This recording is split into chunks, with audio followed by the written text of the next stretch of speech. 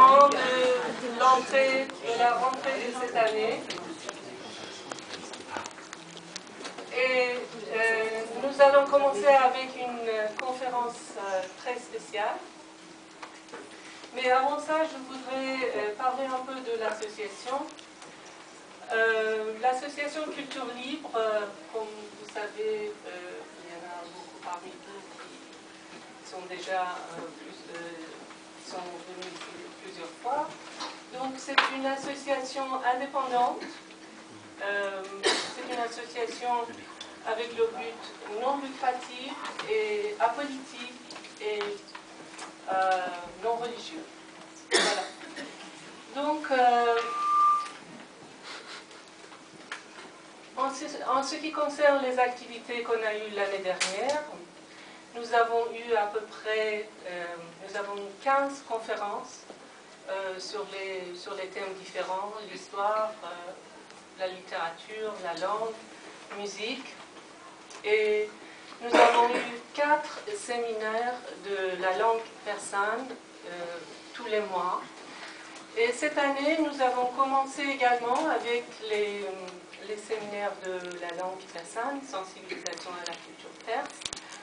Et ça se déroule ici, tous les mercredis, de 15 à 18 heures.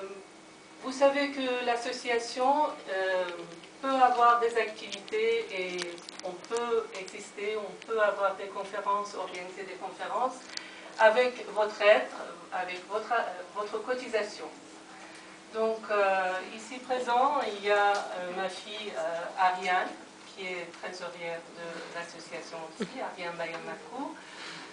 Donc, si vous aimez adhérer à l'association, c'est 15 € par an.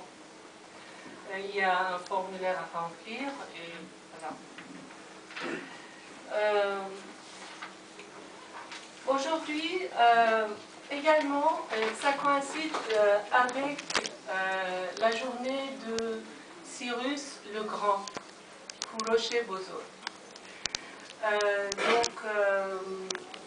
Kurosh, Cyrus le Grand, c'était un roi de la dynastie achéménide il y a 2500 années. Et pour nous, Cyrus le Grand, c'est le symbole de la justice, de la liberté et aussi droit des hommes, droit de l'homme. Et nous sommes très très fiers de lui. Donc aujourd'hui, c'est le 29 octobre, dans le monde entier, c'est la journée de Cyrus le Grand Kuroche Bozo.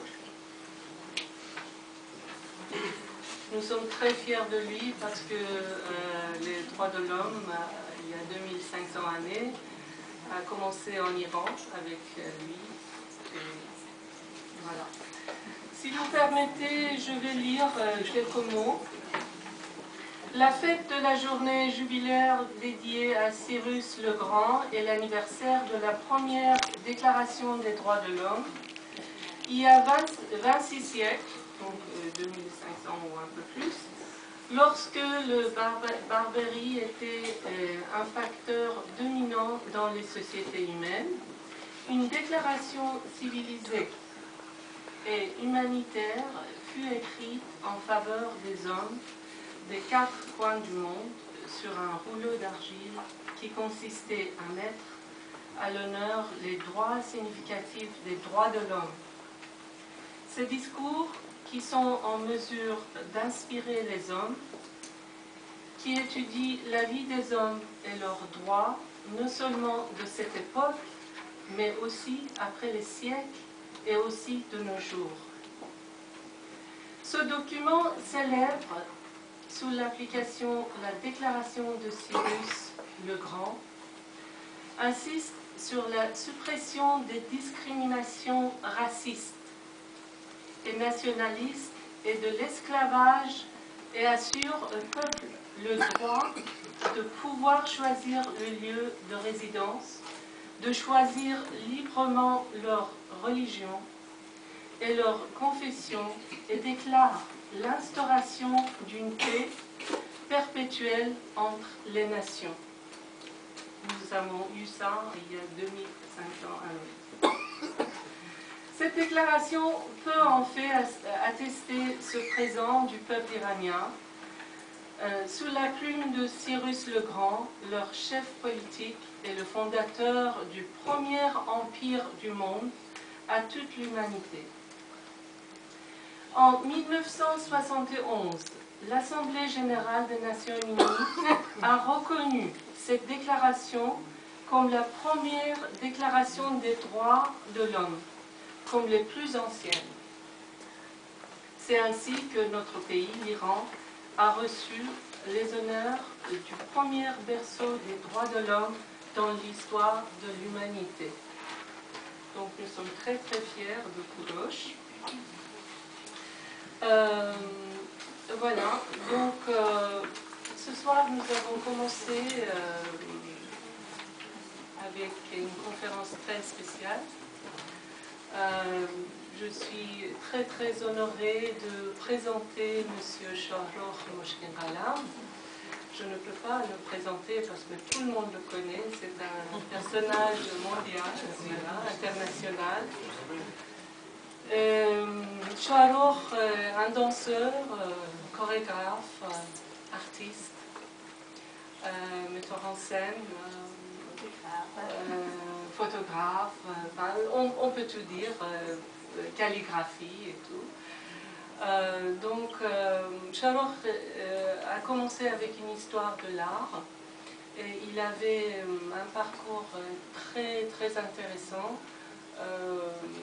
Il est pensionnaire à la Comédie Française, ce qui est très rare. Vous savez que pour les étrangers, c'est vraiment très rare. On va demander, parce que la conférence de ce soir, c'est comme question-réponse.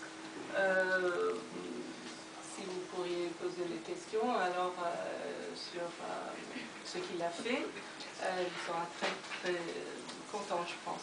De toute façon, l'association Culture Libre est très contente, on est très très honorés que M. Moshkin-Ghalam a accepté l'invitation de l'association. Et voilà, je voudrais bien inviter Shahrokh Moshkin-Ghalam et Nusha Bayot-Makou, ma fille, qui est vice-présidente de l'association. Donc la conférence sera comme une question-réponse entre les deux et vous. Voilà.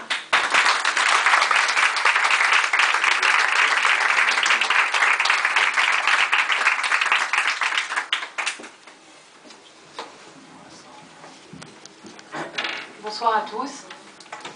Merci d'être là pour cette conférence. Alors n'hésitez absolument pas à poser des questions, ça enrichira le débat. Nous allons discuter de la danse et de la chorégraphie en Iran avec Shahrokh Moshkin-Ghalam à mes côtés. Nous organiserons ce débat autour de 4 grands thèmes. Le premier sera essentiellement l'origine de la danse et de la chorégraphie en Iran, thème sur lequel Shahrokh s'exprimera. Ensuite, nous nous intéresserons à Shahrokh en tant qu'artiste, notamment ses différentes sources d'inspiration, ses débuts, sa carrière, ses engagements, etc. Et une dernière partie un peu plus mystique. Donc je lui laisse la parole pour l'instant. Ja, Odroud, Sebas Asfozoltuns, merci d'être là et bonjour à tous ceux que je n'ai pas pu voir individuellement. Et je ne suis pas tellement visible, c'est-à-dire je ne vois pas les gens, donc ils ne me voient pas non plus. Alors, ça vous va ou vous préférez que je reste perché?